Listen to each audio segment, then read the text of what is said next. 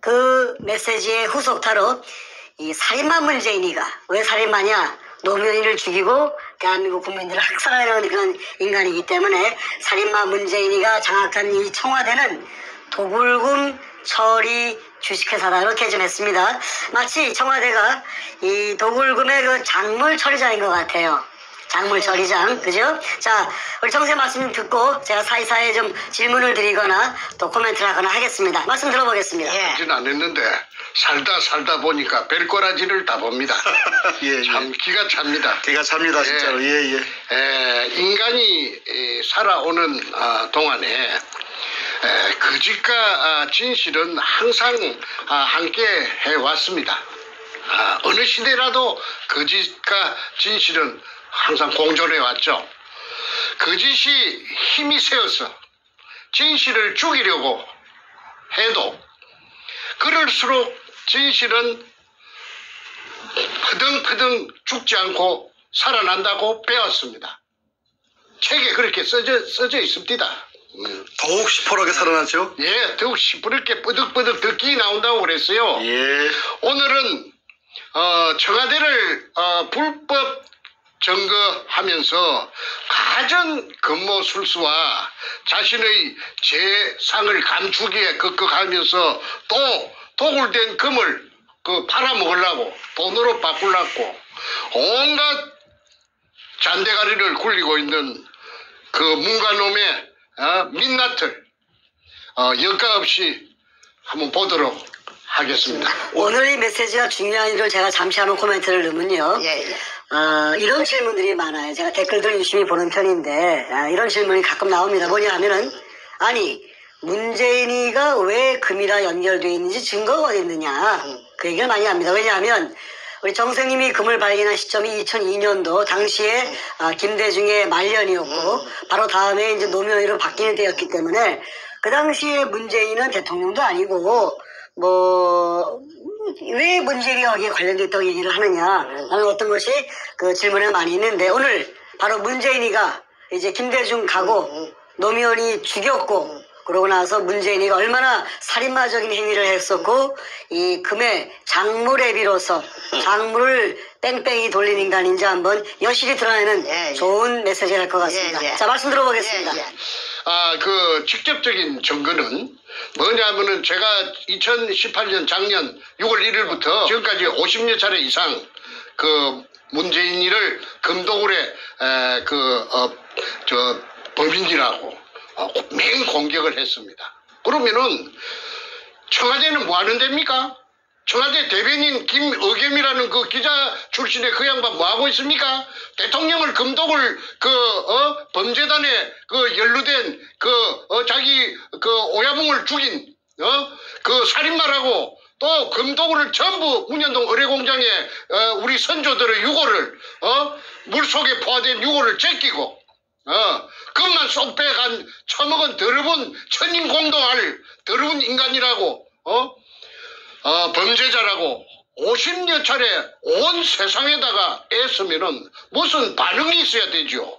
맞으면 맞다, 틀리면 틀리다. 그런데 지금까지 한마디 없어요. 못 들은 척 하는 겁니다. 이것은 다시 바꾸어 말해서 묵시적으로 동의한다는 제 말에 인정한다는 것입니다. 그러니까 아무런 반응이 없죠. 그게 직접적인 증거가 된다고 저는 강조합니다. 자신들이 말을 꺼내는 순간 더 커지기 때문에 찍소리 못하는 거죠. 그래서 제가 지금 바라는 것이 유도하는 것이 반응이 있기를 바라고 자꾸 유도를 했는데 지금까지 죽은 듯이 기먹자가리들인가? 전부 다 기먹거리들이에요. 뻣뻣들만 있는 모양이에요. 불쏘시개. 그래도 그놈들이 머리가 있어가지고, 이걸 갖다가 대꾸를 하고 나서는 순간에 바로 뻥튀기가 된다는 것을 잘 아는 모양입니다. 어쨌든, 지난 2002년 3월 2일 날, 참 꿈속에서도 그리워하던 구멍 하나를 뚫었습니다. 우리 할아버지 땅도 아니고 아버지 땅도 아니기 때문에 10년 세월이 걸렸어요. 문현동 1219-1번지에 직경 60cm로 지하 안반층 16m를 뚫고 땅속에 숨어있던 그 지하 수평굴의 천정을 관통하는 개가를 올린 것입니다. 그거는 현대 과학이 발달되어가 있기 때문에 땅속에 16m에 존재하고 있던 그 낯선 구리 하나 MRI 같은 기계에 걸린 것입니다. 그 MRI 기계를 갖고 온 데가 어디냐면은 대전에 있는 배재대학이에요. 배재대학 토목공학과에서 미국 하와이에서 그 기계가 들어온 지가 얼마 안 되는 기계를 제가 어떻게 알고서 그 돈을 주고 그 다음에 그 손홍이라는 교수를 갖다가 그 당시 돈 300만 원을 주고 그래가지고 그 찾아낸 것이 그 구멍을 뚫게 된 것이죠. 그런데 이게 그 물이 지상 17m 높이로 한 3시간 반인가 뿜었다고 제가 말했습니다. 그때 그 수압이 얼마나 셌던지 도굴단들이 선구자 방송에서 하는데 그런 사진이 여과 없이 분출하는 장면이 물기둥이 솟아오르는 장면이 있더라고요. 그런데 그 자기네들이 그 무식한 놈들이 돼서 물기둥이 솟아오르는 그 자체가 박수홍이 굴이 아니라 하는 걸 나타내는 가장 중요한 증거인데도 불구하고 그걸 보여주더라고요. 내가 조금 전에 봤습니다. 물 기둥이 막 쉘이 하늘로 치솟아 오릅니다. 그때 그 광경이 산속 저 뒤에 있는 옹벽 안쪽에 어마어마하게 큰 그 공간이 존재하는 것을 나타내는 바로 물리적인 현상이고 증거입니다. 제1의 증거입니다. 무엇이라느냐 하면 토목공학에서 수리수문학에서 오리피스 현상이라고도 하고 그 다음에 분수대 현상이라고도 합니다. 우리 한국말로. 그거는 수압이 없으면 절대 올라올 수가 없는데 만약에 박수홍이의 실패한 구리라였다면은 한 방울도 올라오지 않는다는 수자원공사의 유권 해석이 있습니다. 클 것이니까 높고 클 것이니까 물이 꽉 들어차갖고 재어 있다가 백주름이가 무식하긴 무식하네. 아니 그럼요. 그러니까 그 씨가 안 닿습니다. 그 다음에 또 하나 더 내가 말하겠습니다. 저를 사기죄로 이제 똘똘 몰아서 징역 4년을 살렸는데 그러면은 내가 그 사기를 갖다가 누구를 통해서 쳤습니까? 김성태라는 그 소도동놈 삼천포 소눈깔같이 생긴 그놈 덩치 큰 놈 그놈이 여기저기서 자기 아는 지인들에게서 돈을 구워갖고 온 겁니다. 그 조건은 뭐냐면은 성공하면 10배로 준다는 그걸 보장을 내한테 해달라고 해서 내가 글자 몇 자 써준 그 죄밖에 없습니다. 그리고 그 돈은 그놈하고 내하고 갈랐었다고 판사 앞에서 그놈이 나는 한 30% 줬다고 하고 100만 원 같으면은 30만 원 그놈 새끼한테 줬다고 30% 줬다고 했고 그놈은 거짓말로 15% 정도 그렇게 15만 원 정도 받았었다고. 그러니까 그놈 새끼가 아무 직업도 없고 백수 건달이고 집도 절도 없는 놈이 가족을 미기 살려야 될 거 아닙니까? 가족이 또 9인가 됐어요. 그런데 어째서 그러면 같이 갈랐었으면은 사기 공범이 돼가지고 같이 진역을 살아야 될 텐데 그러면 쏙 봐주고 내만 전부 다 딸딸 말리 있어요. 그게 자체가 이 위에서 그 당시에 노무현 참여정부의 민정수석을 하던 그 문재인이라는 자가 작용을 했기 때문에 검판사들이 압력에 눌려가지고 그래가지고 이 말하자면은 이 사건의 가해자와 피해자가 뒤바뀌고 지금까지도 저놈들은 잘 먹고 잘 살고 이제 아까 1조 5천억 백주놈이 그 다음에 김성태 8,900억 그 다음에 정문교의 거창기업 6,800억 국세청에서 세무 과표가 그리 나왔지 않습니까? 그런데도 불구하고 부끄러움도 없이 저것들이 설치는 것을 뭐 때문에 설치느냐 하면은 선구자 영우를 통해서 설치는 이유는 뒤에 뭔가 저놈이 대통령이라 깨어차고 가짜 대통령이 청와대를 점거하고 있기 때문에 죽어도 저것들은 죽을 때까지 발악합니다. 그래서 별별 짓을 다 하고 있는데 저는 그거 대응해 주는 것이 오히려 고맙습니다. 왜 그러느냐 하면은 시청자들이 영리하니까 시청자들이 보면 누가 거짓이고 누가 참인지 진실인지 다 표가 나서 알 것이기 때문에 오히려 저희 진실을 더 선명하게 부각시키는 계기가 되기 때문에 저는 별로 개의치 않습니다.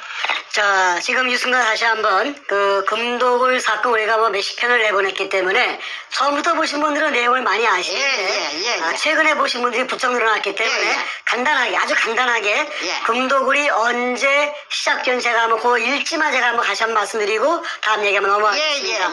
금독울 금에 대한 발견부터 얘기해야 될 것 같은데 지금 말씀드린 10년에 걸쳐서 그 부산 문현동 일대를 탐사하신 이후에 바로 2002년 3월 2일 바로 문현동에 수직구가 완성이 되었습니다. 그 지하 4m부터 물속이 포화 상태로 확인됐고요. 그러고 나서 같은 3월 18일경 중순 좀 지나서 일본 글자로 이등충이라는 그리스인 마대가 수평물 속에 꽉 차 있는 것이 항토색 확인이 되었습니다. 이 이등충이라는 글을 쓴 것은 그 일본 일제 시대 때 그 굴이 완성되었다는 증거가 되겠지요. 그러고 나서 바로 며칠 얼마 뒤에 3월 말쯤 돼가지고 김성태 일당이 우리 정생님의 오른팔이었는데 이 사람이 배신을 한 다음에 아니 저한테 독을 하자고 종용을 했죠. 그렇죠. 배신하면서 이 도구를 하자, 금을 빼돌리자고 이제 제안을 해서 국가에 신고하지 말고 그렇죠. 살짝 빼먹자고 했죠. 정생님은 이제 그걸 갖다가 반대했고 김성태는 도구를 하자고 마음먹기 때문에 이제 배반이 일어납니다. 정확하게는 4월 5일 날 배신이 일어나는 그걸 제가 인지를 한 것이 4월 5일이죠. 생각이 됩니다. 그러고 나서 4월 중순경에 바로 이 김성태가 정생님이 이제 눈엣 가시가 돼버렸으니 자신은 도구를 하고 싶은데 정생님은 도구를 반대하고 있으니 국가에 세금 내고 정식으로 이걸 우리가 클레임을 하자 얘기했으니 김성태가 당시에 좀 힘이 좋은 나현철이에게 정충재 선생을 죽이라고 살인교사 지시를 합니다. 이런 식으로 이제 숨가쁘게 죽고주의가 시작되면서 그리고 그들은 도구를 시작해버립니다. 그래서 제가 한마디만 하겠습니다. 그래서 말하자면은 이 금을 물속에 산더미처럼 있는 금을 처먹기 위해서 주체인 저를 제가 찾아낸 제가 주체지요. 그러니까 저를 갖다가 그 백주놈이 등을 끄잡아 이어가지고 저를 갖다가 팽시기로 작정하고 모함을 했습니다. 그 기댄 언덕이 뭐냐면 자기네들 그에게 힘을 실어줄 언덕이 누구느냐면 노무현입니다. 노무현이 정권하고 붙어버린 거예요. 그러면 그 뒤에 배경이 누구느냐면 그 현직 대통령이 뒤에 당선자 시절부터서 뒤에 딱 버티고 있으니까 병풍 역할을 해주니까 아니 뭐 그걸 질 게 있겠습니까? 정충재는 힘도 없고 백도 없고 다 힘이 빠져갖고 지쳐 쓰러질 지경인데 그래가지고 그때서부터 지금까지 처절하고 외로운 그 전쟁을 갖다가 저 혼자 일대 다수 수백 명인지 천명인지 모르는 기자성 같은 놈들을 상대로 해서 외롭게 고군분투해 온 것입니다. 자, 이제 그럼 노무현 얘기로 들어가 보겠습니다. 자, 노무현 얘기가 배경이 있다 이렇게 주장하셨는데 실제 그런지 한번 확인해 보겠습니다. 김대중에 이어서 노무현 얘기가 청와대를 장악합니다. 2003년 바로 다음 해인 한 1년쯤 지나서 2003년 3월 9일에 이런 방송이 나왔어요. 뭐냐면은 당시에 노무현과 젊은 검사들과의 대화의 장 뭐 이런 방송이 나옵니다. 그 당시에 서울중앙지검의 발령을 받은 신인 검사인 김영종이 아주 용감무쌍하게 발언을 합니다. 질문하는데 이런 질문을 했습니다. 노무현에게 대통령에 취임하기 전에 전 부산 동부지청장인 박용석에게 청탁 전화를 하신 적이 있다. 그때 왜 검찰에 전화를 했습니까? 라고 물었습니다. 그러면서 노무현한테 물었죠. 그렇죠. 그것이 바로 검찰의 정치적 중립성을 훼손하는 발언이었다고 생각하지 않습니다. 그 얘기했습니다. 돌직구를 날린 겁니다. 그때 노무현이가 뭐라고 했죠? 그 당시에? 그래서 노무현이가 그 말을 듣고 이쯤 가면은 막가자는 거지요 하고 헛웃음을 민망하니까 민망했죠. 양심이 찔리니까 확인을 시켰습니다. 그 표정까지. 그래서 헛웃음을 이쯤 되면 막가자는 거지요 하면서 헛웃음을 지으면서 당황하는 기색이 역력하게 그 화면에 보면은 나타납니다. 그래서 노무현이 우물쭈물 하면서 변명하기를 청탁 전화가 아니었다. 청탁 전화가 아니었다. 해운대 지구당에 당원이 사건이 계류되어 있는 모양인데 자기 당원이 해운대 지구당에 자기 당원이 사건에 계류되어 있는 모양인데 위원장인 나에게 노무현에게 억울하다고 자꾸 호소하니 혹시 지청에서 검사들이 못 다들은 얘기가 있는 것 같으니까 한번 들어주십시오 하는 취지로서 더듬 우물쭈물하면서 들어주십시오 그뿐이다. 이 이야기가 전부다 하면서 해명을 했습니다. 그거는 의식이 똑바로 베낀 보통 사람들이라면은 뭔가 이상하다. 어째 대통령 그 당시에 취임하기 전이니까 당선자 신분으로서 시청장한테 직접 전화를 걸어가지고 자기 당원이 억울한 것이 못 다들은 것이니까 한번 더 들어봐 주시오 하는데 그 말하는 것이 우물쭈물하니까 뭔가를 숨긴 듯한 그런 걸 눈치챌 수가 있지요. 그때 그 화면을 갖다가 재생해서 보시면은 제 말을 갖다가 인정하실 것입니다. 그런데 저도 그 장면을 보고 저거 좀 이상한데 내가 노무현을 알기 때문에 내가 노무현을 3번 만나가지고 금도굴에 대해서 문현동에 대해서 금도굴이 아니고 문현동 보물건에 대해서 서로가 그 얘기를 했던 그런 상황이 앞전에 다 그 얘기를 장황하게 했기 때문에 오늘은 그 생략합니다. 좀 이상한데 그런데 내가 그 이후에 수사를 해달라고 진정서를 이어가지고 서경석이라는 종교깡패 목사 그게 이제 검찰에 작용해가지고 사건을 해결하도록 해주겠다고 해서 제가 진정을 해가지고 그래가지고 이제 동부지청에 수사가 시작되었습니다.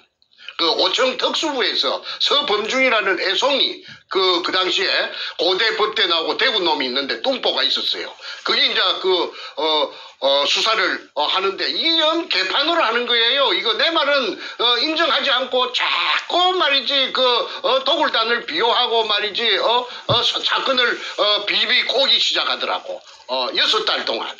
그런데 한 번은 수사를 받다가 화장실에 갔습니다.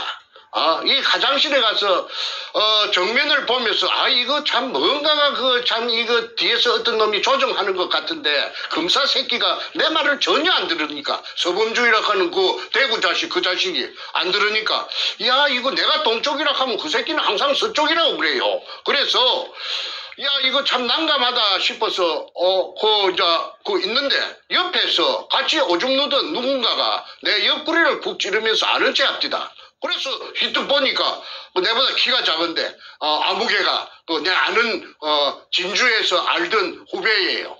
그 진주지청에 무전사로 있었는데 무전사.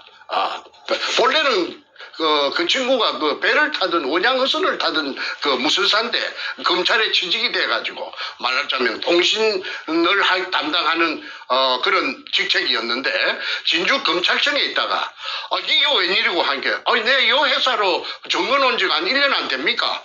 형님은 요게 웬일입니까? 해서 내가 그 문현동 금도굴에 대해서 내가 이야기를 했더니 그 애가 하들짝 놀라면서 하는 말이 아이고 형님이 주인공입니까?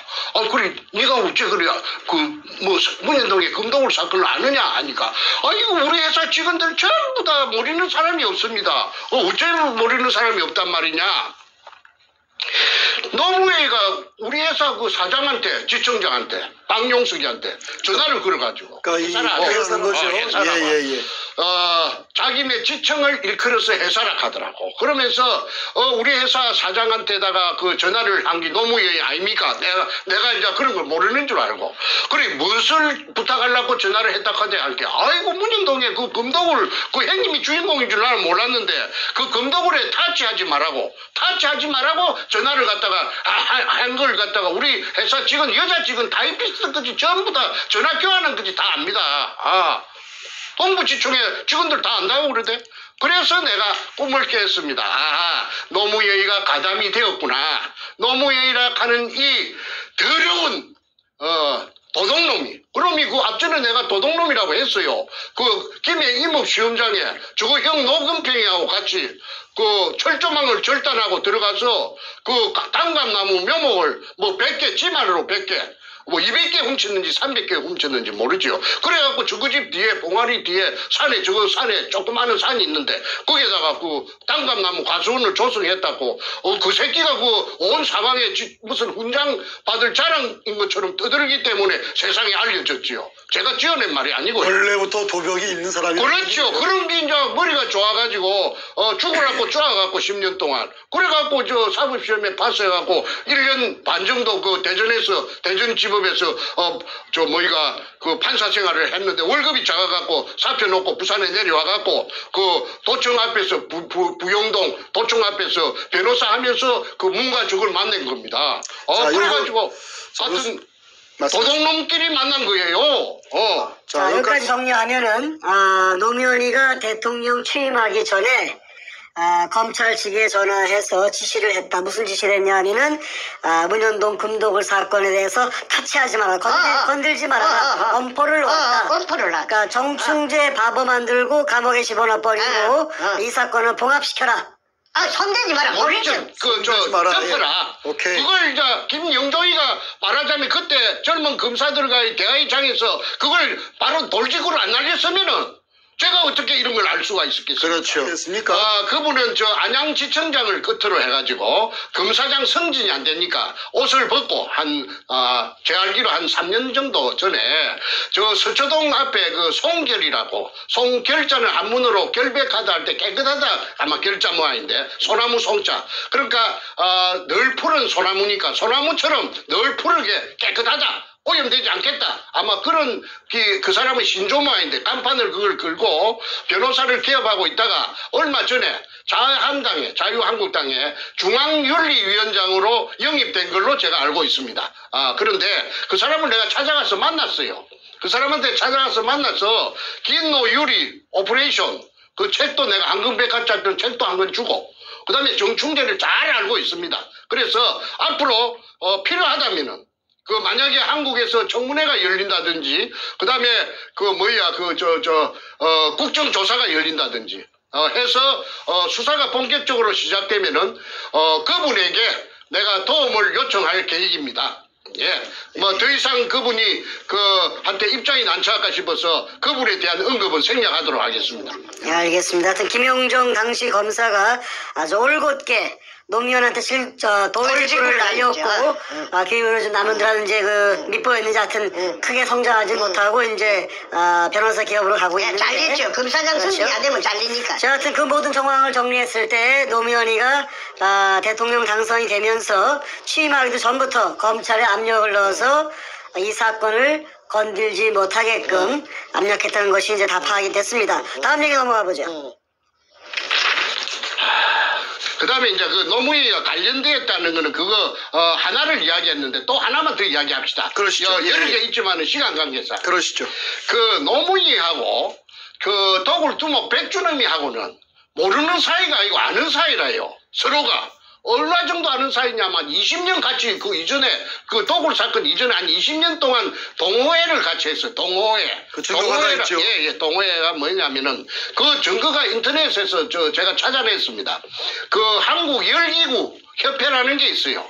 그 풍선에다가 속구리를 달고 불로 피해갖고 날아가는 게 있는데 열기구 협회라는데 그게 노무현이가 25년인가 20년 되고 그 다음에 회장이 누구느냐면 그 백주놈이가 회장이에요. 그래서 저 태평양을 건너가는 그 이벤트를 2001년도에 할 적에 백주놈이가 총괄본부장이고 그 노무현이가 추진본부장입니다. 종로 국회의원으로서 그래서 그 두 놈이 그 묘하게 내가 연결고리를 찾으려고 내가 참말로 고생을 많이 하다가 내가 찾아낸 것이 열기구 협회 회원이었다. 그리고 문현동의 금도굴에 열기구 협회의 그 간부들이 많이 동원되는 것이 김성태가 쓴 그 제주도 탐사일기 A4 용지 404쪽짜리에 그게 은종진이라든지 그 영감이 아마 나이가 많아서 죽었을 건데 그런 사람들이 많이 나타납니다. 그래서 이거는 한국 땅덩어리 생기고 유사일에 처음 있는 일이라 금이 산더미같이 도심의 그 한복판에서 땅 밑에서 나타났다고 하니까 누가 믿을 사람이 있겠습니까? 그러니까 사람들이 믿지 않는 그걸 금이 나왔다는 걸 안 믿는 그것이 오늘날 저를 17년 동안 죽도록 고생시킨 그 원인입니다. 예, 그래서 앞전에 한 번이라도 이와 유사한 사건이 있었다면은 제가 그렇게 고생 안 했죠. 벌써 해결됐죠. 그리고 일망타진되고 한국에는 큰 도움이 되고 부산시에도 큰 도움이 되었을 겁니다. 왜냐하면은 그 도굴 금이 나온 그 유골이 재여 있는 의뢰공장 그 실체가 1공장부터서 5공장까지 있는데 그 도면이 그 백주님이 가방 속에서 제가 입수해 갖고 아니었습니까? 그게 범례에 보면은 한 부분이 끝에서 끝까지 4km입니다. 그러면은 그 도면 그 자체를 전부 다 그 4km라 하는 걸 대입을 하면은 한 15km, 20km가 동서남북으로 된다는 결론입니다. 그러면은 부산시 남구 지하에는 그 용호동까지 수산대학 용호동 용당 캠퍼스 있는 그런 쪽까지 UMO지 근처하고 그지 지하 왕국이 존재한다는 겁니다. 지하에. 그러니까 그게 실체적인 그 자기 모습을 드러내면은 그 어마어마한 관광지가 될 수가 있죠. 부산시의 관광 자원이 부족합니다. 특히나 바다니까 한국에서 제일 큰 항구 도시니까 그 부산시에서 그 의뢰공장하고 지하 의뢰공장하고 그다음에 바다하고 연계한 관광 상품을 만들어낸다면은 아마 세계적인 관광 명소가 돼가지고 황금알을 낳는 거위가 돼서 부산시 재정에 엄청난 이득을 갖고 올 것이라고 제가 확신합니다.